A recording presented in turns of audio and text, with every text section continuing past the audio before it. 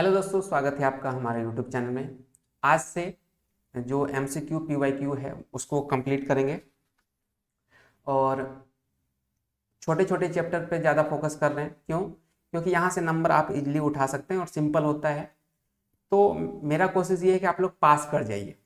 तैयारी के लिए तो जो बेसिक हम लोग शुरुआत से अच्छे तरीके से करना है वो तो करेंगे, वो तो ऐप पे करेंगे। ऐप भी आ जाएगा अपना 2-4 दिन में ही। तो अभी छोटे छोटे चैप्टर करके और फिर जो मेन मेन है जैसे कंप्यूटर नेटवर्क्स हो गया, DBMS हो गया, इस सब का भी PYQ करवा देंगे आपको। और आज हो गया 26 तारीख, 26 से 31 तक यही वाला वीडियो चलेगा आपका। ठीक है, तो चलिए। और आज से छठ भी स्टार्ट हो रहा है, कल से ही वैसे हो गया था। तो सबको छठ की भी शुभकामनाएं। और एक चीज़ इन्फॉर्मेशन देना चाहूँगा कि जो भी लोग अब, मैं तो पहले बोल रखा हूँ कि अब टेस्ट वेस्ट मैं नहीं सेल कर रहा हूँ, तो कोई भी लोग प्लीज़ फोर्स मत कीजिए, क्योंकि वेबसाइट नहीं चल पा रहा है भाई। जिनको दे दिए हैं वो परेशान हो जाते हैं, तो हम आपको टेस्ट नहीं दे पाएंगे अब। जिनको PDF लेना है सिर्फ PDF दे सकते हैं, टेस्ट ऑनलाइन टेस्ट अब हम नहीं दे पाएंगे। ठीक है, ये चीज़ दिमाग में रखिएगा। बाकी अगर PDF 10 टेस्ट का आपको चाहिए तो वो आप पे करके ले सकते हैं। ठीक है, और चलिए अब क्वेश्चन करते हैं ज़्यादा टाइम ना लेते हुए। ये हम आज क्या कर रहे हैं, इसमें ई-कॉमर्स और मल्टीमीडिया साथ ही कर दिए हैं। पूरे वीडियो में लगभग 50 क्वेश्चन के आसपास मल्टीमीडिया का क्वेश्चन आपको यहाँ पर देखने को मिलेगा। तो ये 50 क्वेश्चन आप कर लीजिएगा तो एक तरीके से दोनों चैप्टर आपका मतलब बेसिक अंडरस्टैंडिंग हो जाएगा। कोई भी क्वेश्चन इसी के आसपास घूमेगा, क्योंकि ये ऐसा चैप्टर है इसमें ज़्यादा क्वेश्चन बनता नहीं। तो चलिए, सबसे पहला क्वेश्चन है, which type of e-commerce focus on consumer dealing directly with each other. यहाँ पे कह रहा है कि कंज्यूमर आपस में ही डील कर रहा है, ऐसा कौन सा ई-कॉमर्स होता है। तो सबसे पहले तो समझते हैं ई-कॉमर्स होते किस किस टाइप के। ऑप्शन देखते हैं। B2B मतलब बिजनेस, दोनों तरफ बिजनेस है जो आपस में सामानों की या सर्विस की खरीद बिक्री कर रही है, इसको बोलते हैं B2B। इसका एग्जाम्पल समझिए, इंडिया मार्ट नाम की एक वेबसाइट है। वहां पे जो फैक्ट्री वाले होते हैं वो अपना प्रोडक्ट डालते हैं, भैया हम ये प्रोडक्ट बनाते हैं।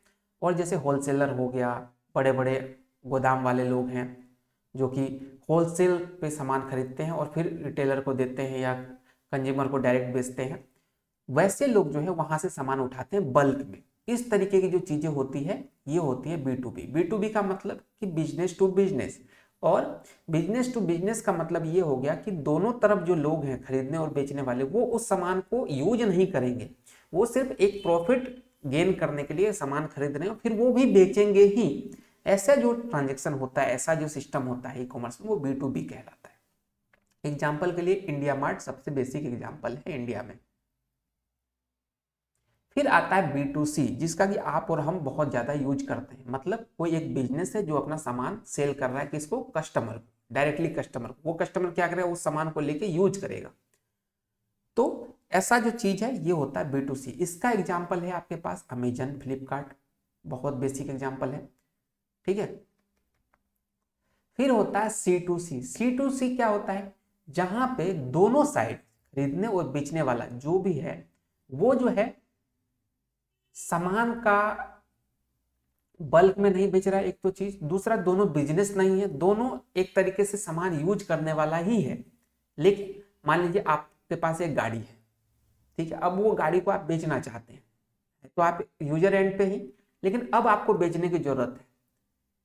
तो आप बिजनेसमैन नहीं है, सामान के आप मतलब बिजनेस नहीं कर रहे हैं, लेकिन आपके पास एक प्रोडक्ट पड़ा हुआ था, कंप्यूटर है, टेबल है, कुर्सी है, कुछ भी, वो अब आपके यूज का नहीं है, तो आप उसको सेल करना चाह रहे हैं। मोस्टली गाड़ी लोग बेचते हैं, कुछ टाइम चलाने के बाद गाड़ी बेच देते हैं, मोबाइल बेच देते हैं ये। और जो सामने आपका सामान खरीदेगा वो भी उस सामान को खरीद के यूज करेगा, तो दोनों यूजर एंड पे ही है, लेकिन खरीद बिक्री हो रही है। ऐसे चीज को बोलते हैं कस्टमर टू कस्टमर। ठीक है, इसका एग्जाम्पल आपके पास है OLX, सबसे इजी एग्जाम्पल। फिर एक होता है C2B। ये जो चारों हैं इसको रट्टा मार लीजिएगा भैया, इससे क्वेश्चन पूछेगा ही पूछेगा। चारों के बारे में हम बता रहे हैं, चारों यही मेन चार हैं जो कि पूरे ई कॉमर्स को लेके घूमता है। C2B, अब C2B क्या है, C2B ये हो गया कि जो सर्विस या प्रोडक्ट बेच रहा है वो तो कस्टमर है, लेकिन जो खरीद रहा है ना वो बिजनेस है। अब कहिएगा ऐसे कैसे हो सकता है, बिजनेस कंज्यूमर से सर्विस लेता है भाई। मान लीजिए कोई कंपनी है, वो अपने यहाँ अलग अलग चीज़ों के लिए अलग अलग एम्प्लॉय को रख रखा है। सिंपल सा एग्जाम्पल समझिएगा, कोई कंपनी में काम हो रहा है, अलग अलग चीज़ों के लिए अलग अलग एम्प्लॉय रख रखा है। अब उसको किसी एक पर्टिकुलर काम की जरूरत पड़ गई, वो काम 1-2 दिन का ही है और उस काम के लिए उसके पास कोई एम्प्लॉय या काम करने वाला नहीं है। वो उस कंडीशन में क्या करेगा, क्या वो एम्प्लॉय रखेगा? क्योंकि काम उसका 2 ही दिन का है और 2 दिन के लिए कौन सा एम्प्लॉय आएगा। वो क्या करता है, उस काम को चाहता है कि हम जो 1 महीने के लिए किसी को नौकरी पर रखें, उससे अच्छा किसी बाहरी से हम वो काम करवा लें। चाहे वो फोटो बनाने का काम है, चाहे कोई डिजाइन बनाने का काम है, कोई वेबसाइट बनाने का काम है, तो वो क्या करता है, किसी बाहरी से। अब बाहरी कौन होगा? हमारे और आपके तरह होगा, एक कंज्यूमर के तरह होगा, जो कि बहुत बड़ा स्तर पे अपना कंपनी खोल के नहीं रखा, सिंगल सिंगल काम करता है। तो वो क्या करेगा, ऐसे लोगों को ऑर्डर देगा और 1-2 दिन में काम निपटा के वो ऑर्डर अपने पास लेगा, फिर उससे कनेक्टिविटी खत्म होगी। तो इस तरीके का जो ट्रांजेक्शन होता है, इस तरीके का जो खरीद बिक्री होता है, वो C2B में आता है। और C2B का एग्जाम्पल है freelancer.com नाम से एक वेबसाइट है, fiverr.com करके नाम से एक वेबसाइट है। यहाँ पे क्या होता है कि जो छोटे छोटे सिंगल सिंगल काम करने वाले लोग हैं, वो अपना पोर्टफोलियो डाल देते हैं कि भाई हम वेबसाइट बनाते हैं, हम फोटो बनाते हैं, हम डिजाइनिंग करते हैं, हम इतना पैसा लेते हैं इतने टाइम के काम के लिए, इस काम के लिए। वहाँ पे कंपनी क्या करती है, आपको कॉन्टेक्ट करती है और बोलती है भाई मेरे पास ये छोटा सा प्रोजेक्ट है, ये आप कर दो, आपको हम इतना रुपया देंगे। तो वहाँ एक तरीके से आपने क्या किया, एक कंपनी के लिए काम किया है, आप यूजर एंड पे, लेकिन कंपनी के लिए काम कर रहे हैं, कंपनी को प्रोडक्ट दे रहे हैं। तो वो जो चीजें होती है वो C2B में आती है। अब यहाँ पे पूछा कि कंज्यूमर जो है डायरेक्टली डील कर रहा है एक दूसरे से, मतलब खरीदने वाला और बेचने वाला आपस में डायरेक्टली डील कर रहा है कंज्यूमर लेवल पे, तो ये C2C में होता है, यहाँ बिजनेस की कोई बात नहीं है। फिर है दूसरा, विच of the following is a useful security mechanism when considering business strategy and IT। अब कहा कि जब भी हम बिजनेस रिलेटेड या ई-कॉमर्स रिलेटेड बात करते हैं, उसमें यूजफुल सिक्योरिटी मैकेनिज्म क्या क्या होना चाहिए जिसको हम कंसिडर करते हैं। पहला है ऑप्शन इंक्रिप्शन। क्या इंक्रिप्शन करते हैं? बिल्कुल करते हैं। जब भी हम एक एंड से दूसरे एंड पे डेटा को भेजते हैं वेबसाइट के थ्रू, जैसे आपने ई-कॉमर्स वेबसाइट पे अपना क्या किया, रजिस्टर्ड किया, ठीक है, और आप कोई चीज़ सेल कर रहे हैं, अपना डेटा वहाँ पे कार्ड वार्ड का डिटेल भर रहे हैं, तो क्या हम ऐसे ही डायरेक्टली डेटा को भेज देंगे सर्वर एंड पे, सर्वर तक भेज देंगे? क्या नहीं भेजेंगे। क्यों? क्योंकि हो सकता है बीच में कोई बाईपास करके आपका कार्ड का डिटेल ले ले, आपका पूरा एड्रेस ले ले। तो इस कंडीशन में क्या होता है, डेटा को इनक्रिप्ट करके भेजते हैं। इनक्रिप्ट कैसे करते हैं? जैसे आप रीजनिंग पढ़े होंगे, वहाँ पे कोई भी चीज़ एप्पल ऐसे APPL नहीं, APPLE ऐसे नहीं लिखा रहता, वहाँ रहता है PLEAP। अब इसको पढ़िए तो आपको कैसे पता चलेगा कि भैया ये एप्पल लिखा हुआ है? नहीं पता चलेगा ना। ये किसको पता चलेगा? जिसको ये जो मैकेनिज्म है इसको सही करने का, कि कौन सा लेटर को किस तरीके से चेंज किया गया है, ये जिसको पता होगा वही कर सकता है। तो इस तरीके से इनक्रिप्ट करके मान लो डेटा भेज देते हैं हम, तो ये इनक्रिप्शन तो जरूरी है भाई, कंसीडर करेंगे। फिर आता है डिक्रिप्शन। अब मान लीजिए इनक्रिप्ट कर दिए और सर्वर पे गया, वहां पर डिक्रिप्ट करने का पता ही नहीं है, हमको फॉर्मूला ही नहीं पता कि भाई किस तरीके से डेटा मॉडिफाई होके आया है, तो कैसे काम चलेगा? क्योंकि डेटा तो उसको एप्पल ही चाहिए था, ये डेटा लेके तो कुछ कर नहीं पाएगा। तो उस कंडीशन में डिक्रिप्शन भी जरूरी है भाई, इसको भी हमको लेना पड़ेगा। फिर होता है फायरवॉल। फायरवॉल मान लीजिए इंटरनेट पर जब भी हम काम करते हैं अपने सिस्टम में, फायरवॉल जरूरी होता है, क्योंकि वो एक तरीके से दीवार की तरह खड़ा रहता है और कोई भी फालतू चीज को आपका सिस्टम में एंट्री नहीं करने देता।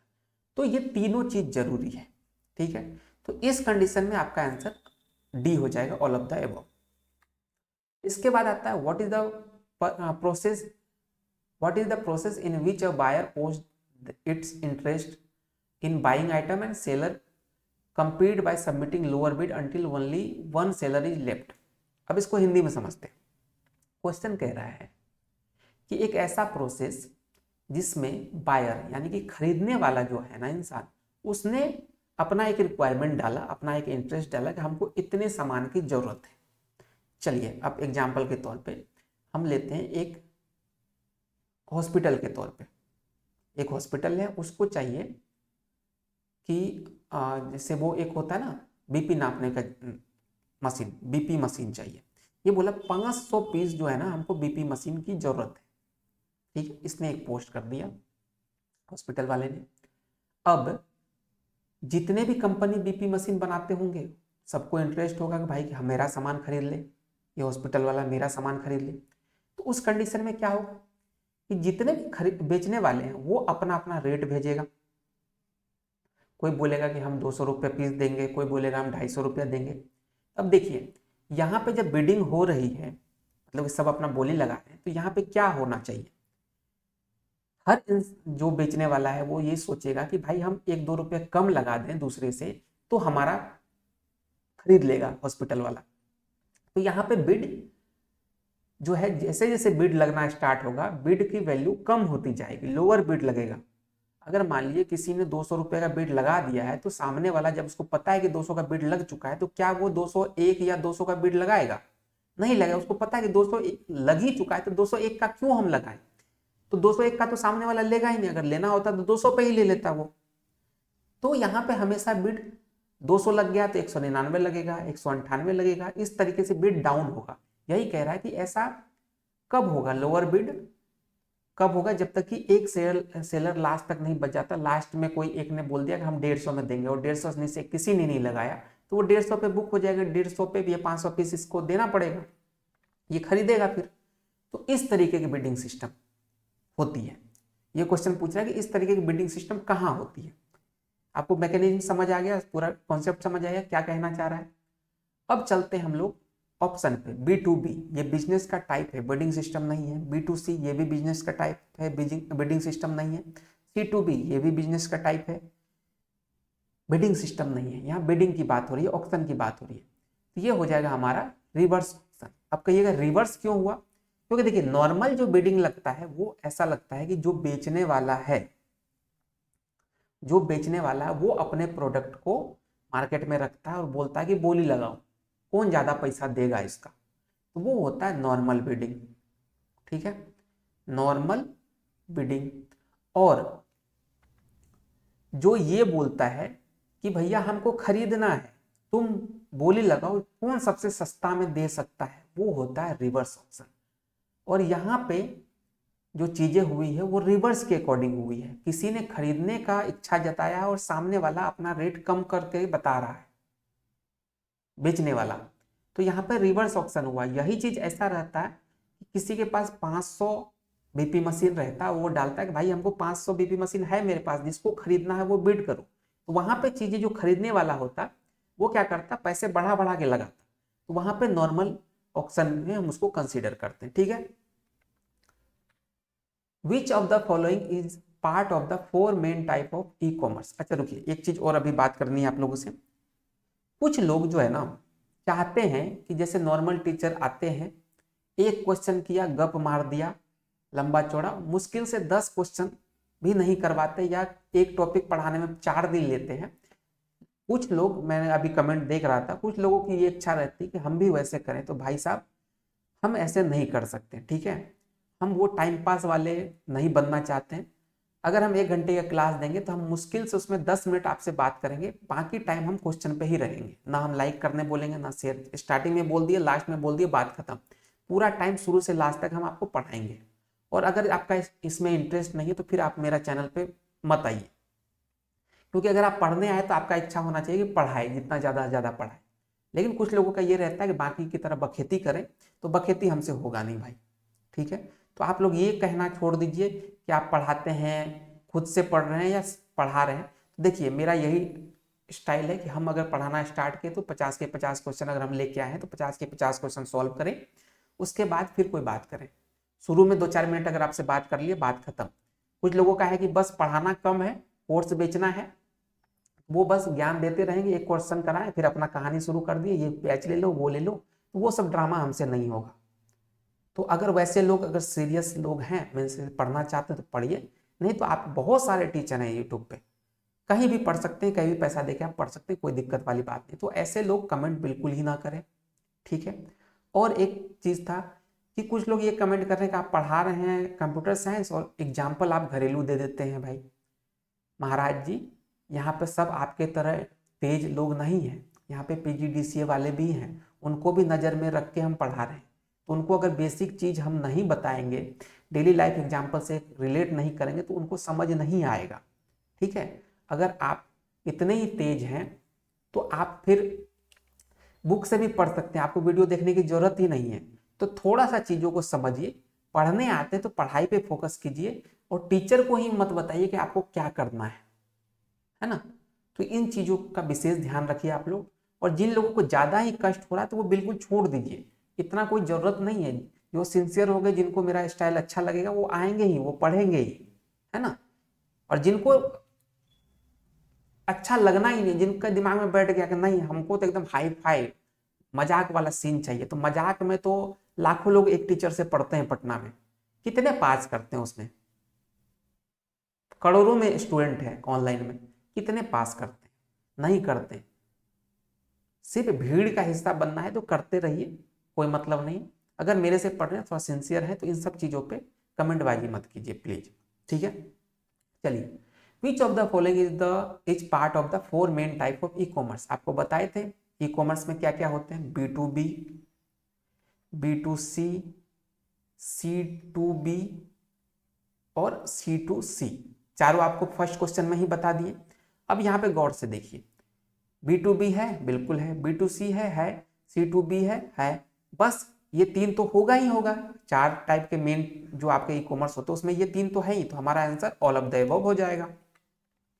विच of the following is not a common type of e commerce model. इसको रहने देते हैं क्योंकि ये सेम ही क्वेश्चन था।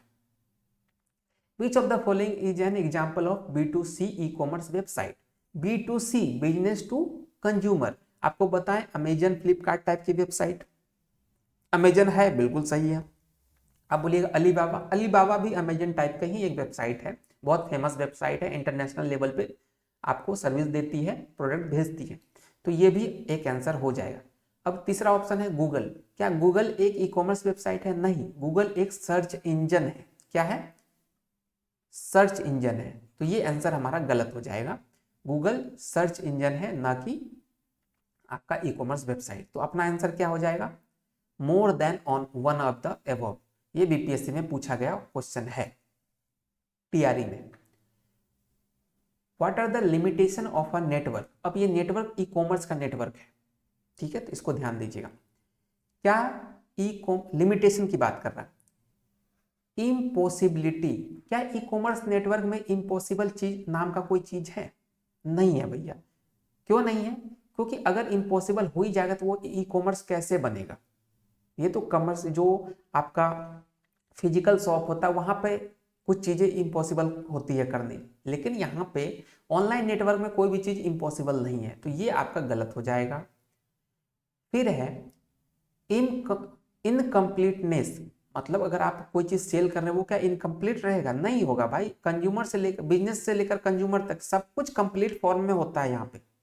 तो लिमिटेशन ये नहीं कि हमारा डेटा कंप्लीट नहीं है, ये लिमिटेशन में नहीं आएगा। मेमोरी कंस्टेंट, क्या यहाँ पे चीजें हम भूल जाते हैं ऑर्डर लेने के बाद? नहीं भूलते भाई, एक एक चीज हमारा पर्टिकुलर सीक्वेंस में रहता है, हम हर चीज को ट्रैक कर सकते हैं यहाँ पे, तो ये भी नहीं होगा। अब कहिएगा बी नंबर क्यों छोड़े सर? बी ही इसका सही आंसर है। क्यों, अभी बताते हैं। यहाँ पे है lack in expressing some feature. अब ये कह रहा है ई कॉमर्स में जो होता है कुछ चीजें हम एक्सप्रेस नहीं कर पाते, किसी प्रोडक्ट का गुण हो गया यानी फीचर हो गया, हम नहीं एक्सप्रेस। बिल्कुल सही बात है। होता क्या, आप देखिए कपड़ा है, लिखने को आप लिख दीजिएगा कि इतना सॉफ्ट है, ये है वो है, लेकिन यूजर जो होता है ना, जो कंज्यूमर खरीदने वाला होता है, आप जब किसी कपड़े की दुकान पे जाते हो तो हाथ से टच करके देखते हैं क्वालिटी क्या है। क्या ये चीज ऑनलाइन में पॉसिबल है? नहीं है पॉसिबल।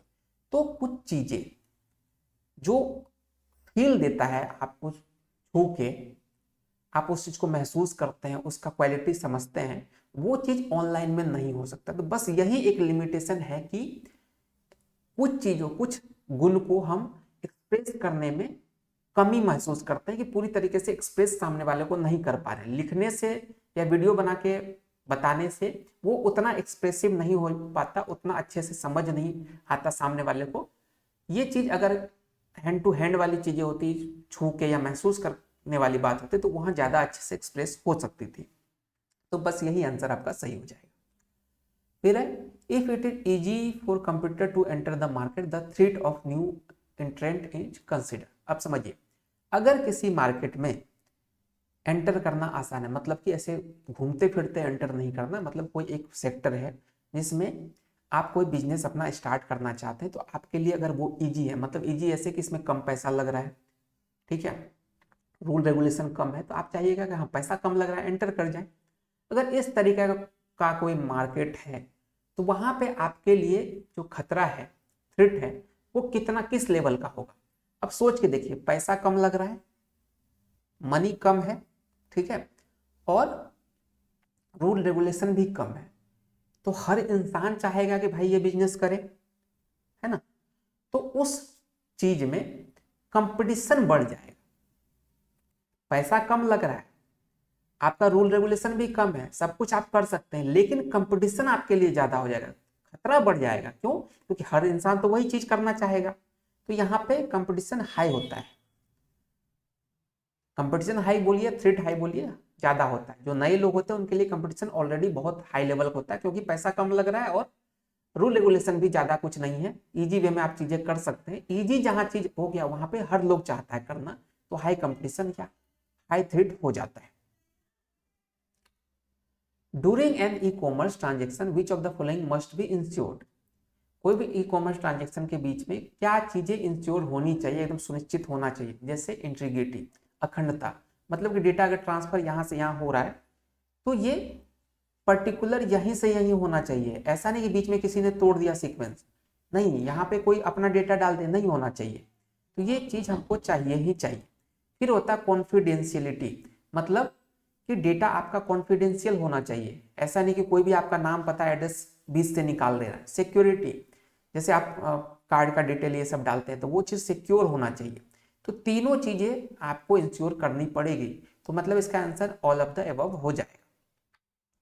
10वां ऑप्शन है, क्वेश्चन है e commerce has dash scope than e business and और डिजिटल बिजनेस। अब देखिए, सबसे पहले क्वेश्चन समझते ही बोला कि ई कॉमर्स का जो स्कोप है वो डिजिटल बिजनेस की तुलना में ज्यादा है या कम है। अब समझिए, ई कॉमर्स और डिजिटल बिजनेस में डिफरेंस क्या है। ई कॉमर्स हो जाता है एक पर्टिकुलर वेबसाइट जहां पे चीजें खरीद बिक्री होती है।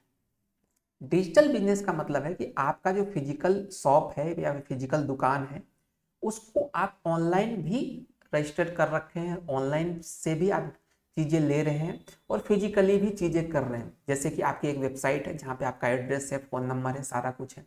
आपका गूगल माई बिजनेस पे आपने एक अपने बिजनेस को लिस्ट कर रखा है, जिससे लोग आपके दुकान तक पहुँच रहे हैं, ठीक है, वहाँ से कॉल करके आपको ऑर्डर दे रहे हैं। अब देखिए, ई कॉमर्स और डिजिटल बिजनेस में डिफरेंस आपको पता चल गया। आपको क्या लगता है ज़्यादा सेल कहाँ से होगा? यहाँ पे ऑप्शन ज़्यादा है, आप यहाँ से ऑनलाइन भी चीज़ें बेच रहे हैं, यहाँ से आपके पास लोग फिजिकली आके भी चीज़ें खरीद रहे हैं, लेकिन यहाँ पे लिमिटेशन है कि आपका प्रोडक्ट सिर्फ ऑनलाइन ऑर्डर से ही होगा, तो यहाँ पे चीज़ें इसके मुकाबले कम सेल होगी, है ना। आप कहिएगा यहाँ तो वर्ल्ड वाइड से चीज़ें आ रही है। अरे भाई, वर्ल्ड वाइड से चीज़ें आ रही तो वो तो आप यहाँ पर भी कर रहे हैं ना।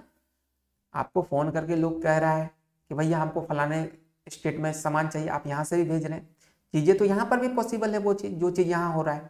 तो यहाँ पे लेकिन फिजिकल वाली चीज़ें नहीं हो रही। जो फ़ोन करके आपका प्रोडक्ट हाथ से छू के चेक करके जो लेने वाला था, वो यहाँ पे नहीं आएगा। तो इस कारण यहाँ पे डिजिटल बिजनेस के मुकाबले जो स्कोप होता है वो नैरो हो जाता है, मतलब कम हो जाता है। फिर है this e commerce commercial enterprise model specially specialize in selling service और प्रोडक्ट ऑनलाइन। ये क्या हो गया? ऑनलाइन डायरेक्ट मार्केटिंग में होता है, ठीक है। ऑनलाइन डायरेक्ट मार्केटिंग में डायरेक्ट स्पेशली स्पेशलाइज होता है सेलिंग सर्विस और प्रोडक्ट ऑनलाइन, ठीक है। कमर्शियल मॉडल हो गया। ई कॉमर्स वेबसाइट पे क्या होता है? ऑनलाइन डायरेक्ट सेलिंग ही तो होता है, तो डायरेक्ट सेलिंग वाली चीजें यहाँ पे हो रही है, बस यही आंसर आपका हो जाएगा। During e commerce transaction we should ensure, अभी आपको बताएं, इंटीग्रिटी, कॉन्फिडेंशियलिटी और सिक्योरिटी सब कुछ होगा, बार बार ये क्वेश्चन पूछा जा रहा है। फिर CIA में क्या शामिल है? अब देखिए CIA, अब ये अमेरिका वाला CIA नहीं है। CIA मतलब कॉन्फिडेंशियल, I से इंटीग्रिटी, A से एवेलिएबिलिटी, ये 3 चीज होनी चाहिए। अब क्या यहाँ पे ये तीनों चीज है? देखिए एश्योरेंस, एश्योरेंस नहीं है हमारा इसका पार्ट, रिलायबिलिटी आर नहीं है इसमें, एवेलिएबिलिटी बिल्कुल है, ये वाला है हमारा, तो ये चीज आपका हो जाएगा। ठीक है answer. Which of the following refers to creating product tailored to individual customer? ऐसे उत्पाद बनाना जो व्यक्तिगत ग्राहकों के अनुसार हो, उसे क्या कहते हैं? अब सबसे पहले समझिए ये कहना क्या चाह रहा है। ये कह रहा है कि मान लीजिए कोई एक प्रोडक्ट है जो आपके पर्टिकुलर, आपके अकॉर्डिंग बनाया गया है, यानी कस्टमर के अकॉर्डिंग चीजें बना रहा है। ऐसा नहीं कि एक जनरल प्रोडक्ट है। मान लीजिए आप लाइफबॉय साबुन है आपका, ठीक है, एक साबुन है, इस तरीके का डिजाइन होता है उसमें, ठीक है, यहाँ पे लोगो रहता है। अब आपने कहा कि कंपनी को भैया ये जो प्रोडक्ट है ना लाइफबॉय का साबुन ऐसा आ रहा है, हमको तो ऐसा दे दो, दिल वाला शेप में दे दो। क्या लाइफबॉय आपको बना के देगा? नहीं देगा। ये जनरल प्रोडक्ट बनाता है, सबके लिए सेम, सबका पैकेजिंग सेम। ये आपको दिल शेप में लाइफबॉय नहीं बना के देगा। तो ये हो गया जनरल प्रोडक्ट। लेकिन यही चीज जब आप केक लेने जाते हैं या केक ऑर्डर करते हैं तो वहां पे आपसे पूछता है केक के ऊपर नाम कौन सा लिखे हैं, डिजाइन कौन सा होगा, ठीक है, पूछता है ना। या आप फोन पे भी बताते हैं कि भाई दिल शेप में बना देना, ऊपर नाम लिख देना, कलर ये रख देना। ये क्या हो गया? ये आपके मन के मुताबिक चीजें बन रही है, ठीक है। और मन के मुताबिक चीजें बन रही है, अपने अकॉर्डिंग क्या करवा रहे हैं, उसको कस्टमाइज करवा रहे हैं। किस पे चॉकलेट सिरप डाल देना, नाम ये लिख देना, ये चीज, ये कस्टमाइजेशन हो गया। तो इसका आंसर कस्टमाइजेशन हो जाएगा। जो ग्राहक के अनुसार चीजें बन रही है या बनाई जाती है उसको कस्टमाइजेशन में रखते हैं, ठीक है। अब देखिए यहाँ पे ऑप्शन भी, ऑप्शन कोई मतलब ही नहीं, डायरेक्ट मटेरियल, कोई मत एडेप्टेशन, अपने अंदर समाना, ये चीज थोड़ी होगा, कस्टमाइज करवा रहा है product. Which form of e-marketplace bring together buyer and seller from the same industry? Same industry की जहां बात आएगी वहां वर्टिकल मार्केटप्लेस टिक मारिएगा। वर्टिकल मतलब एक ही इंडस्ट्री के लोग आपस में खरीद बिक्री कर रहे हैं, जैसे कि हॉस्पिटल इंडस्ट्री, मेडिकल इंडस्ट्री वाला चीज हो गया, या क्या बोलते हैं आपका रियल एस्टेट वाला हो गया। पर्टिकुलर सिर्फ उसी का यूजर और उसी का बायर रहेगा, सेलर और बायर सिर्फ उसी का रहेगा, वो वर्टिकल मार्केटप्लेस कहलाएगा। Identify the term from the given option which is a small file or data packet stored by a website on the client computer। उसकी पहचान करें जो एक छोटी फाइल या डेटा पैकेट वेबसाइट क्लाइंट के कंप्यूटर पे स्टोर करती है। ये होता है कुकीज में। कैसे? जब भी आप कोई भी ई कॉमर्स वेबसाइट या कोई भी वेबसाइट ओपन करते हैं जहाँ लॉगिन वॉगिन का सिस्टम हो, तो वो आप देखे होंगे कि आप एक बार लॉगिन कर लेते हैं, 2 दिन बाद भी आते हैं ना, तो आपका लॉगिन रहता है। तो वो क्या करता है, कैसे उसको पता चलता है कि ये लॉगिन था? आप कहिएगा डेटाबेस में स्टोर कर दिया। नहीं भाई, डेटाबेस में स्टोर तो रखता है, लेकिन ये भी तो होगा, अगर डेटाबेस में स्टोर रखेगा तो ब्राउजर का इंफॉर्मेशन भी तो होना चाहिए। मान लीजिए आप दूसरे मोबाइल में खोलते तो वहां आपको फिर से लॉगिन करना पड़ता है, या दूसरे ब्राउजर में करते तो वहां फिर से लॉगिन करना पड़ता है, लेकिन उसी ब्राउजर में करते तो आपको लॉगिन नहीं मांगता है, लॉगिन ही रहता है। ये कैसे होता है? ये होता है कुकीज के थ्रू। कुकीज क्या करता है, एक छोटा सा इंफॉर्मेशन आपके ब्राउजर में स्टोर करवा देता है, और जब भी आप फिर से आते हैं उसी ब्राउजर में फिर से उस वेबसाइट को ओपन करते हैं तो वो डेटाबेस से मैच करता है। जो कुकीज हमने स्टोर कराया था यहाँ पे, क्या वो डेटाबेस में स्टोर है? आप कहते हैं हाँ बिल्कुल है भैया, मैच कर जाता है, तो आपका लॉगिन ही रहता है। और दूसरे ब्राउजर में जाते हैं तो वहां जो कुकीज था, पुराना कुछ डेटा होगा, वो आपके जो डेटाबेस में स्टोर है डेटा उससे मैच नहीं करता था, आपको बोलता है फिर से लॉगिन करो। तो ये कुकीज में होता है। फायरवॉल क्या था हमको बताया, एक दीवार की तरह यूज होता है, कोई भी फालतू चीज को एंटर नहीं करने देता आपके कंप्यूटर में। स्पाईवेयर एक सॉफ्टवेयर होता है। ट्रोजन एक वायरस की तरह यूज होता है। Which language does a browser use to display information from the world wide web? यानी कि www से जानकारी प्रदर्शित करने के लिए ब्राउजर किस भाषा का उपयोग करता है? जब भी ब्राउजर की बात आए और भाषा की बात आए तो वहां HTML आंख बंद करके मारिएगा, क्योंकि कोई सा भी लैंग्वेज में आप वेबसाइट बना दीजिए, चाहे वो PHP हो, पाइथन हो, रिएक्ट हो, जावास्क्रिप्ट हो, कुछ भी, एनीथिंग, उसका जो फ्रंट वाला जो पार्ट होगा ना, जो ब्राउजर पे आपको दिखेगा, प्रदर्शित होगा, वो चीज HTML में ही होगा, ठीक है। और HTML क्या है? हाइपर टेक्स्ट मार्कअप लैंग्वेज है। क्या मशीन कोड है? नहीं है। असेंबली लैंग्वेज है? नहीं है। C++ है? नहीं है। ये HTML है, मतलब नन ऑफ द अबव आप इसका आंसर हो जाएगा। यदि प्रतियोगियों के लिए, ये तो वही वाला क्वेश्चन हो गया, ठीक है, दोबारा आ गया ये। अब देखिए वो क्या प्रक्रिया है, ये भी वही सेम क्वेश्चन, रिपीटेशन मोड पे आ रहा है क्वेश्चन भाई। अब देखिए ये शायद हम पहले कहीं पढ़ाए हैं आज, ठीक है, अब कहिएगा और कहाँ पढ़ाते हैं तो बताना जरूरी नहीं है, छोड़िए। मोबाइल से पैसे का उपयोग करने के लिए किसका उपयोग किया जाता है? ये होता है MMID, mobile money identifier code होता है, जो कि मोबाइल से अगर आप लेन देन करते हैं तो एक आइडेंटिफायर, एक कोड होता है जिससे कि डेटा वेरीफाई होता है। सिर्फ इतना याद रखेगा, MMID full form money, mobile money identifier. EDI is a क्या होता है, इंटरचेंज डेटा। एक मिनट देख लेते हैं थोड़ा सा, आप कहिएगा देख के, भाई भगवान थोड़ी हैं हम, कहाँ गया रे भाई, इंटरचेंज करके कुछ होगा इसका, हाँ, इलेक्ट्रॉनिक डेटा इंटरचेंज इसका फुल फॉर्म होता है। ये क्या होता है? ये है मेथड, एक विधि है, ठीक है। ये क्या करता है? इलेक्ट्रॉनिक जो डेटा का ट्रांसफर होता है उसको ये विधि हैंडल करता है, ये मेथड हैंडल करता है। इलेक्ट्रॉनिक डेटा इंटरचेंज मतलब एक जगह से दूसरी जगह डेटा का लेन देन हो रहा है, वो चीज ये हैंडल करता है। फिर है अब मल्टीमीडिया, यहां से स्टार्ट हो गया, क्या हो गया? MM का पोर्शन यहां से स्टार्ट हो गया। अब देखिए we can divide audio and video service into, कितने पार्ट में ऑडियो वीडियो सर्विस को हम डिवाइड कर सकते हैं? सबसे पहले आपको एक एग्जांपल देते हैं। एक होता है स्ट्रीमिंग सर्विस। स्ट्रीमिंग सर्विस में आता है जैसे कि नेटफ्लिक्स हो गया आपका, यूट्यूब हो गया, ठीक है।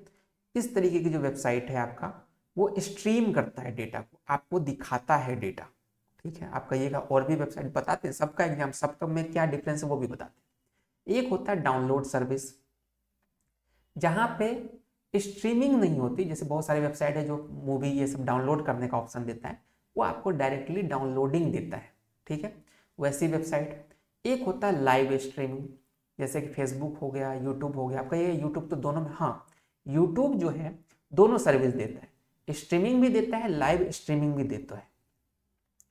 अब डिफरेंस क्या है? स्ट्रीमिंग का मतलब है कि कोई पुराना डेटा को भी आप देख सकते हैं। लाइव स्ट्रीमिंग का मतलब है कि उसी पर्टिकुलर टाइम में, जिस टाइम सामने वाला अपना डेटा भेज रहा है, उसी टाइम आप बैठ के देख रहे हैं या सुन रहे हैं, ये होता है लाइव स्ट्रीमिंग। तो कितने पार्ट में बन गए? स्ट्रीमिंग सर्विस, डाउनलोडेबल सर्विस और live streaming service. Live streaming में फेसबुक हो गया, इंस्टाग्राम हो गया, यूट्यूब हो गया, इस तरीके की जो वेबसाइट है वो आपको सर्विस देते हैं। तो 3 तरीके की सर्विस यहाँ से आपको निकल के आ रही है, तो हम 3 तरीके से इसको डिवाइड कर सकते हैं। निम्नलिखित में से कौन एक मल्टीमीडिया प्रणाली की विशेषता है? अब मल्टीमीडिया की जहां बात होगी वहां स्टोरेज हमको हाई चाहिए होगा, क्योंकि आजकल जैसे जैसे टाइम बढ़ रहा है, जैसे जैसे चीजें और अच्छी होती जा रही है, कैमरा क्वालिटी अच्छी हो रही है, डेटा का खपत ज्यादा हो रहा है। कैसे हो रहा है?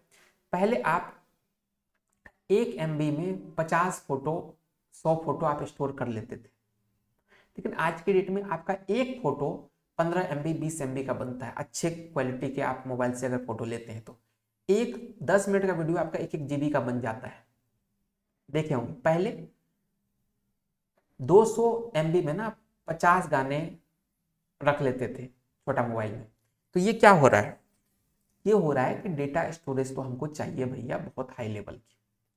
उसके बाद अब आपने डेटा स्टोर कर लिया, जब आप इसको ऑनलाइन कहीं पे स्ट्रीम कर रहे हैं या मान लीजिए ये डेटा यूट्यूब पे डाल दिए, सामने वाला अगर आपका डेटा देख रहा है, वीडियो देख रहा है, तो उसको भी उसी लेवल का हाई स्पीड का इंटरनेट चाहिए, डेटा रेट, जिसमें कि हाई डेटा रेट पे डेटा ट्रांसफर होगा, तभी आपका वीडियो अच्छे से चलेगा। अगर आपने लाइव स्ट्रीम किया और वह उसका नेट कम है, डेटा रेट कम फ्लो हो रहा है, तो वहां पे क्या होगा कि आपको रुक रुक के वीडियो आएगा। तो हमको हाई डेटा रेट भी चाहिए, मतलब ये दोनों चीज हमको चाहिए, मल्टीमीडिया में विशेषता होनी चाहिए। तो दोनों जो C नंबर है, दोनों ऑप्शन आपका सही हो गया, C नंबर आपका सही हो जाएगा, क्योंकि इसमें दोनों मेंशन है, दोनों उच्च भंडारण और उच्च डेटा दर, यानी high storage high data rate दोनों जरूरी है। फिर है CD रोम। CD रोम का क्या फुल फॉर्म होता है भाई? CD रोम का फुल फॉर्म होता है compact disc read only memory, ठीक है, compact disc read only memory, ये किस में आता है, ये सेमीकंडक्टर मेमोरी नहीं है, ठीक है, ये मेमोरी रजिस्टर भी नहीं होता, ये ALU इस समय काम होता है मेमोरी रजिस्टर, मैग्नेटिक मेमोरी भी नहीं है, ठीक है, ये है आपका ऑप्टिकल मेमोरी, रट्टा मार लीजिएगा, ठीक है। VGA का फुल फॉर्म क्या होता है, सबसे पहले समझते हैं VGA होता है क्या। आप देखे होंगे एक तार होता है कंप्यूटर के पीछे में, जिसके घर पे भी कंप्यूटर होगा, कुछ इस तरीके से, ठीक है, एक तरफ थोड़ा छोटा लाइन होता है, एक तरफ बड़ा, और इसके अंदर ना ऐसे पतला पतला तार निकला हुआ रहता है, पिन टाइप का, ठीक है, और ये तार ऐसे रहता है, और दूसरे टाइप भी सेम इसी तरीके का रहता है, और ये क्या करता है, आपके LCD से कंप्यूटर को कनेक्ट करता है। तो कंप्यूटर का जो डेटा है आपका मल्टीमीडिया वाला, वो इसी के थ्रू आपके LCD में आता है। ये होता है आपका, इसका फुल फॉर्म होता है वीडियो ग्राफिक एरे। क्या होता है, वीडियो ग्राफिक एरे, याद रख लीजिएगा, C नंबर आपका सही हो जाएगा। Audio compression can be used for, ये हम शायद प्रीवियस ईयर जब पेपर आपका कराए थे 2023 वाला, उसमें ये क्वेश्चन अच्छे से समझाए थे, फिर भी एक बार समझा देते हैं। क्या बोला कि ऑडियो कंप्रेशन की बात हुई है, तो ये क्या करेगा, ऑडियो को कंप्रेस करेगा। अब ऑप्शन देखिए, वीडियो एंड ऑडियो, ये तो audio, video and voice, voice क्या है, एक ऑडियो है, और वीडियो क्या है, एक वीडियो हो गया, लेकिन यहाँ पे चीजें किसकी स्ट्रीम हो रही है, ऑडियो की, वॉइस की तो कर देगा, क्या वीडियो की करेगा, नहीं करेगा, तो ये आंसर गलत हो गया। फिर है स्पीच और म्यूजिक, गौर से देखिए, स्पीच और म्यूजिक, स्पीच क्या है, ऑडियो है, म्यूजिक क्या है, ऑडियो है, बिल्कुल सही हो जाएगा। फिर चलते हैं, पिक्चर एंड कलर, पिक्चर क्या है, क्या वॉइस ऑडियो है, ये नहीं है, कलर क्या है, ऑडियो है, नहीं है, ये भी गलत हो जाएगा, मतलब हमारा आंसर क्या होगा, B नंबर सही हो जाएगा। छठा, what are the category of digital image processing, digital image processing की क्या कैटेगरी होती है, इसमें क्या क्या चीजें हम कर सकते हैं, इसमें कर सकते हैं हम इमेज को इनहेंस कर सकते हैं, कोई धुंधला इमेज है उसको हम इनहेंस करके अच्छा बना सकते हैं। इमेज क्लासिफिकेशन एंड एनालिसिस, ये भी इमेज डिजिटल इमेज प्रोसेसिंग का एक पार्ट है, इसको इमेज को अलग अलग कैटेगरी में हम डिफाइन कर सकते हैं, उसको फिर डिटेलिंग कर सकते हैं। इमेज चेंज, बिल्कुल चेंज कर सकते हैं प्रोसेसिंग में। तो मतलब ये तीनों चीज आपके सही होंगे, इस कारण ये D वाला ऑप्शन आपका सही हो जाएगा। फिर है the joint photographic experts group, JPEG used to compress, JPEG का फुल फॉर्म पहले याद रख लीजिए, ज्वाइंट फोटोग्राफिक एक्सपर्ट ग्रुप, ठीक है, ये क्या करता है, किसके लिए यूज होता है, ये आपकी इमेज के लिए यूज होता है, म्यूजिक के लिए यूज नहीं होता, वीडियो के लिए नहीं होता, और फ्रेम के लिए भी नहीं होता, ये होता है इमेज के लिए यूज, ठीक है। देखिए, इन audio and video compression the term RGB का फुल फॉर्म होता है R से रेड, G से ग्रीन, और B से ब्लू, ब्लैक मत कर लीजिएगा, BLUE ब्लू, तो red green blue, red green blue जहां देखे वहां टिक मार के निकल जाइए, ठीक है। अब G से ग्रे, B से ब्लैक करके गलती मत कर लीजिएगा। फिर है विच of the following is an example of digital image processing. अब देखिए यहाँ पे ऑप्शन है computer graphic, pixel, camera mechanism. अब यहां से देखते हैं कैमरा मैकेनिज्म क्या है। कैमरा मैकेनिज्म जो होता है ये फोटो को कैप्चर करने की टेक्निक है, ना कि उसकी प्रोसेसिंग करने की टेक्निक, ये सिर्फ फोटो को कैप्चर करेगा।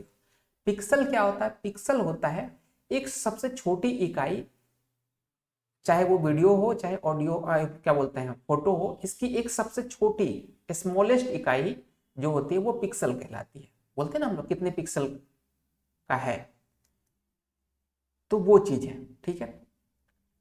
जैसे हम लोग क्या लिखते हैं कि 1080 पिक्सल का, जब भी आप मोबाइल लेते हैं तो 180 पिक्सल, 720 पिक्सल, 4K रेजुलेशन, ये सब क्या है, ये इसमें पिक्सल वाली चीजें होती है। 720p मतलब पिक्सल, तो वो क्या होता है एक छोटी इकाई होती है, ठीक है, इतना पिक्सल एक छोटे से पार्ट में होगा। चलिए अब कंप्यूटर ग्राफिक्स, ग्राफिक क्या है, पूरा डिजिटल इमेज प्रोसेसिंग का एग्जाम्पल है, इसमें सब कुछ होता है, ठीक है। जो भी हम यहाँ पे अभी देखें, कहाँ गया, इनहेंसमेंट, क्लासिफिकेशन, इमेज चेंज, ये सारा कोई जो है आपका यहाँ पे कंप्यूटर ग्राफिक के अंदर होता है। तो ये एक एग्जाम्पल है डिजिटल इमेज प्रोसेसिंग का। फिर है which vision approach is the fastest most accurate and flexible. मतलब कि अगर आप कोई इमेज प्रोसेसिंग कर रहे हैं, ठीक है, या कोई भी इमेज हो गया आपका वीडियो प्रोसेसिंग कर रहे हैं, तो उसमें सबसे फास्ट एक्यूरेट और फ्लेक्सिबल क्या होगा। तो जहां भी ऐसा क्वेश्चन आए तो आप आंख बंद करके डिजिटल मारिएगा, क्योंकि डिजिटल के जमाने में कोई भी बाकी चीजें आपके काम की नहीं है। तो आप सिंपल सिंपल डिजिटल मार दीजिएगा, सबसे फास्ट यही होगा, ठीक है। फोटोग्राफिक का कोई मतलब नहीं, इलेक्ट्रॉनिक से आप कंफ्यूज होइएगा, लेकिन इलेक्ट्रॉनिक पे ध्यान नहीं देना है, डिजिटल पे आपको टिक मारना है। तभी तो हम लोग बोलते हैं डिजिटल कैमरा, ठीक है ना। तो डिजिटल वर्ड जहां आ गया वो फास्ट होगा ही होगा, इस चीज को दिमाग में रखिए। Which of the following is use to zooming shrinking rotation. ये होता है इंटरपोलेशन। इंटरपोलेशन में हम लोग क्या करते हैं, जूमिंग भी करते हैं, श्रिंकिंग भी करते हैं और रोटेट भी करते हैं। फिल्टर से हम लोग किसी भी चीज को फिल्टरेट करते हैं, जिसके उसका क्या बोलते हैं, लाइटिंग बढ़ा दिया, ये सब। सैंपलिंग अलग एक चीज हो जाता है। इंटरपोलेशन में जूम, उसको छोटा करना और घुमाना, ये चीज इसमें इंटरपोलेशन में काम होता है। Etch dash represent a particular colour, ये होता है पिक्सल वैल्यू। पिक्सल वैल्यू जो है ये डिफाइन करता है हर पिक्सल वैल्यू रिप्रेजेंट करता है एक पर्टिकुलर कलर, ये दिमाग में रखिएगा। कैरेक्टर तो अलग चीज हो गया, जैसे एबीसीडी में कैरेक्टर होता है वो वाला। फ्रेम हो गया कि मान लीजिए 1 सेकंड में कितने फ्रेम चल रहे हैं, ये तो मूविंग ऑब्जेक्ट के लिए हो गया। लेकिन अगर हमको कलर की बात होती है तो हम पिक्सल वैल्यू चीजें करते हैं। Which of the following is an example of digital image processing? अभी वही क्वेश्चन था, कंप्यूटर ग्राफी होगा, मल्टीपल टाइम पूछा, इसलिए हमारे स्लाइड में मल्टीपल टाइम आया है। The aliasing effect on an image can be reduced using which of the following method? Aliasing का क्या होता है कि इसमें क्या होता है, इमेज पर एलियासिंग प्रभाव को निम्नलिखित में से किस विधि से कम किया जा सकता है। ये होता है by increasing the high frequency component of image by blurring the image. इसमें मैं थोड़ा सा कंफ्यूज हूँ, इंक्रीजिंग होगा या रिड्यूसिंग होगा। हाँ, ये इंक्रीजिंग नहीं होगा, ये होगा reducing. By reducing the high frequency component, high frequency component को रिड्यूसिंग कर क्या बोला, the reducing the high frequency component of image by blurring the image. क्या कर रहे हैं हम लोग, अच्छा यहाँ पर बोला ही तो था रिड्यूस करने के लिए, ठीक है। हाई फ्रीक्वेंसी कंपोनेंट को रिड्यूस करने के लिए हम क्या करते हैं, ब्लरिंग कर देते हैं, ब्लर कर देते हैं इमेज को, जिससे कि उसका जो हाई फ्रीक्वेंसी कंपोनेंट होता है वो रिड्यूस हो जाता है। क्वेश्चन में पूछा the aliasing effect can be on an image can be reduce using which of the following method. वो करते हैं हम लोग blurring the image by reducing the high frequency component of image by blurring the image, ठीक है। Blur करके image को, high frequency component को रिड्यूस करते हैं, ठीक है। चलिए फिर है विच of the following is the एब्रेविएशन of JPG. Bihar state में ही पूछा है 2023 में। अभी आपको बताए थे क्या होगा, ये ज्वाइंट फोटोग्राफिक एक्सपर्ट ग्रुप, ठीक है, याद कर दीजिएगा। और इसका चार्ट आपको हम पहले दे चुके हैं, पूरा फुल फॉर्म वाला, वो भी देख लीजिएगा, ग्रुप में मिल जाएगा आपको। In computer graphic array can be use to store pixel value for image, which type of array would be suitable for the purpose. अब इसमें बोला कंप्यूटर ग्राफिक में इमेज के पिक्सल मानों को संग्रहित करने के लिए एरे का प्रयोग किया जाता है। इस उद्देश्य के लिए कौन सा प्रकार का एरे होता है, 1D 2D 3D 4D। अब जब भी इमेज की आती है तो आपने पिक्सल का देखा होगा या वीडियो का देखा होगा, सुना होगा, क्या होता है 1080 इंटू 720 पिक्सल, सुना होगा, ठीक है। 1920 इंटू 1080, ठीक है। इस तरीके से इसमें क्या क्या चीज हो गया, एक तो आपका हाइट हो गया, एक विड्थ हो गया, यही तो हो गया, विड्थ और हाइट, मतलब दो तरीके से चीजें हम ले रहे हैं, हाइट और विड्थ दोनों ले रहे हैं। तो हमें 2D एरे की जरूरत पड़ेगी। हाइट विड्थ अगर हम ले रहे हैं तो 2D एरे, इसमें हाइट और विड्थ दो चीज है, तीसरा चीज तो नहीं है कि आप मोटाई भी ले रहे हैं।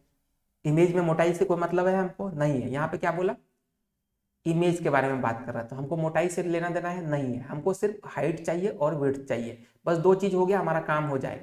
तो हम 2D एरे को यूज करेंगे। क्या कर दिया, हाँ ठीक है। Which grey level transformation increase the dynamic range of grey level in the image. ये क्या होता है भाई, ये जो होता है अपना, ये होता है कॉन्ट्रास्ट स्विचिंग। अब ये क्या होता है, ये 0 से 255 के रेंज में होता है। जब भी आप कॉन्ट्रास्ट बढ़ाते हैं तो 0 से 255 के रेंज में होता है।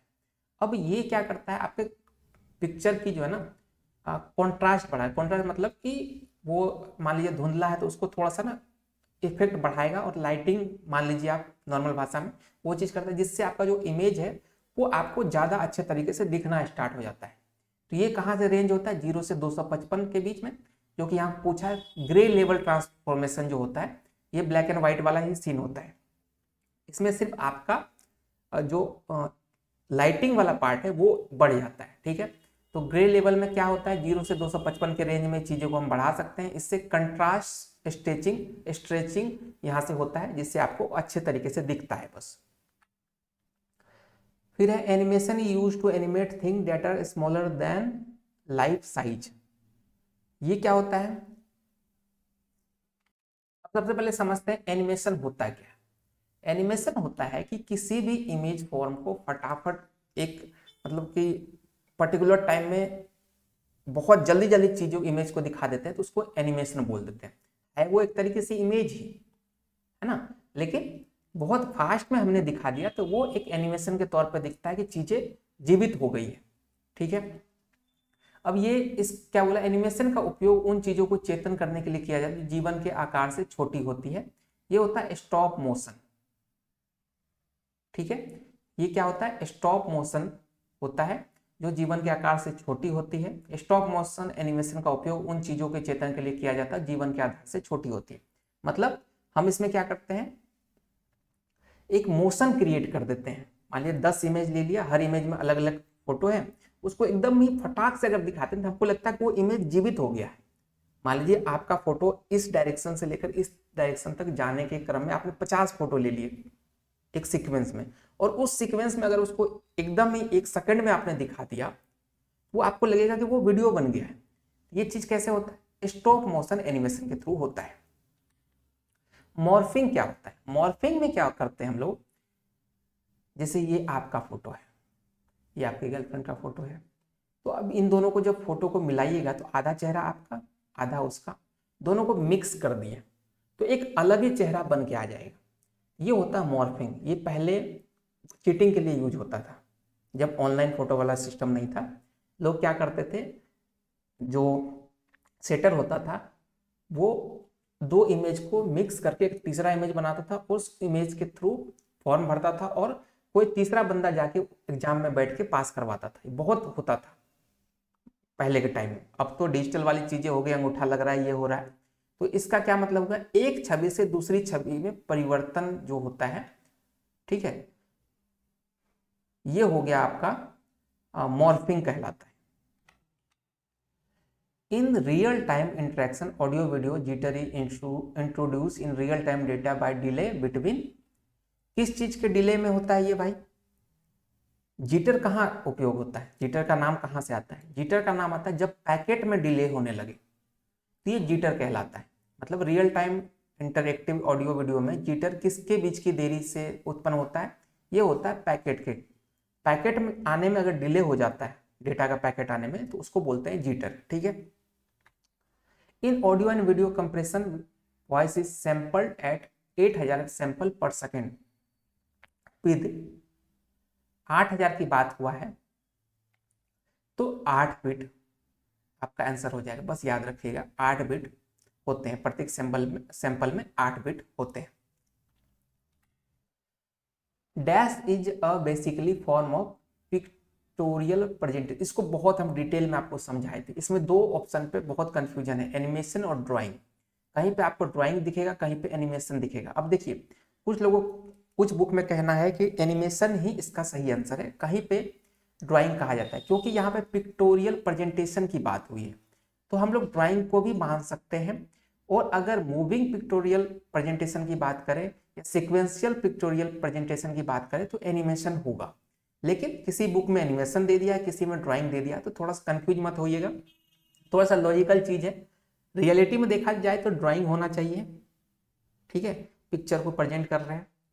लेकिन प्रेजेंटेशन हो गया, इस कारण से लोग इसको एनिमेशन भी समझ रहे हैं, लेकिन अगर एग्जैक्ट में देखा जाए ये होगा क्या बोलते हैं सीक्वेंशियल पिक्टोरियल प्रेजेंटेशन की अगर बात होती है तो हम एनिमेशन को कंसिडर करेंगे। नॉर्मल प्रेजेंटेशन में ड्राइंग होना चाहिए, बट अगर आप एनिमेशन भी मारते हैं तो मेरे ख्याल से सही हो सकता है। बट यहाँ पे थोड़ा सा कंफ्यूजन है, इसमें मैं बहुत हाई लेवल पे आपको चीज़ें नहीं बोल सकता कि यही होगा, क्योंकि ऐसा टर्म है ये कि जहाँ पे चीज़ें गलत हो सकती है। तो मैं आपको पहले बता रहा हूँ कि पिक्टोरियल प्रेजेंटेशन होता है कोई भी चीज़ पिक्चर के फॉर्म में दिखाना, ठीक है। फोटोग्राफी नहीं हुआ, फोटोग्राफी तो एक टेक्निक है फोटो लेने का। ड्राइंग होगा, क्रिएटिविटी भी अलग चीज़ है, इसको भी कंसिडर। ड्राइंग आपका एक पिक्चर है, उसको प्रेजेंट आप दिखा रहे हैं तो वो ड्राइंग हो सकता है। लेकिन यहाँ पे बहुत सारे बुक में एनिमेशन दिया, बहुत में ड्राइंग दिया है। आप चैट जीपीटी से भी पूछिएगा ड्राइंग ही बोलेगा वो। एनिमेशन को सीक्वेंशियल पिक्टोरियल प्रेजेंटेशन में बोला जाता है कि मल्टीपल इमेज को एक लाइन से दिखाने की प्रेजेंटेशन टेक्निक। लेकिन बहुत सारे बुक में एनिमेशन दिया है, तो थोड़ा सा चीज़ों को अपने अकॉर्डिंग आप समझ लीजिएगा। बट मेरे अकॉर्डिंग अगर होना चाहिए तो ये ड्राइंग होना चाहिए। फिर है विच of the following is the next step in image processing after compression. Compression के बाद जो आपका नेक्स्ट प्रोसेस होता है इमेज प्रोसेसिंग का, वो होता है रिप्रेजेंटेशन एंड डिस्क्रिप्शन। जब आपने कंप्रेस कर दिया उसके बाद रिप्रेजेंट करेंगे, ठीक है, वर्णन के साथ, ठीक है, ये चीज हो गया।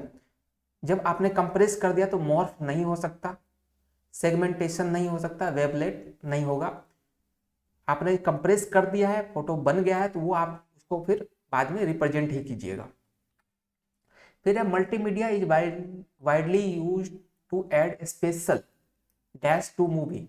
मल्टीमीडिया को क्यों यूज करते हैं, किस चीज के लिए विशेष रूप से यूज करते हैं?